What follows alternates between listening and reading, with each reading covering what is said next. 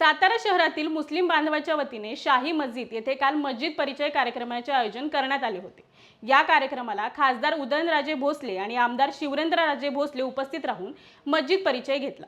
मस्जिद परिचय म्हणजे मस्जिदचे महत्त्व, मस्जिदमध्ये प्रार्थना कशी केली जाते, आजानचा अर्थ, तसेच मस्जिदमध्ये कोणकोणत्या स्वरूपाचे कार्यक्रम असतात याबद्दलची माहिती देण्यासाठीचा हा कार्यक्रम असतो। या कार्यक्रमाला सातारा शहरातील नागरिकांची मोठ्या प्रमाणात उपस्थिती होती।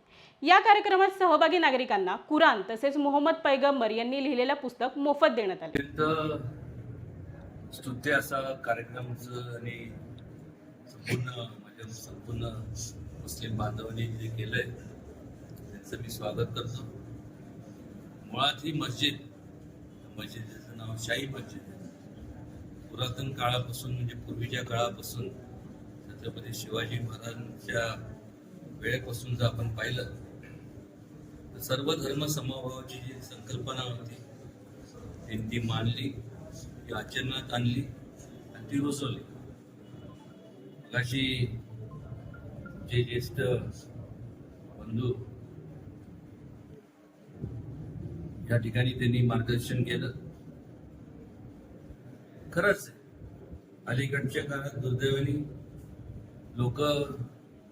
लोकांमध्ये खूप बदल झालेला पाहायला मिळतो।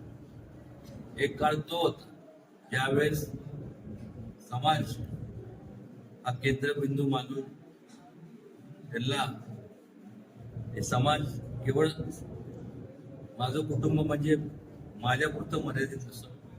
जेवढे समाजात लोक आहेत हे सर्व कुठल्याही जाती धर्मातले असले तरी देखील हे सगळे आपले भाऊबंद आहेत असं मानत होते। पण दुर्दैवाने वाईट म्हणजे किळस वाटतं की अलीकडं लोक आता व्यक्ती केंद्रित एवढे झालेत की त्यांना आता फारसं काय राहिलेलं नाही। म्हणजे समाजात ही जोपासलं गेलं पाहिजे याबद्दल तर कोणालाच काय राहिलं नाही।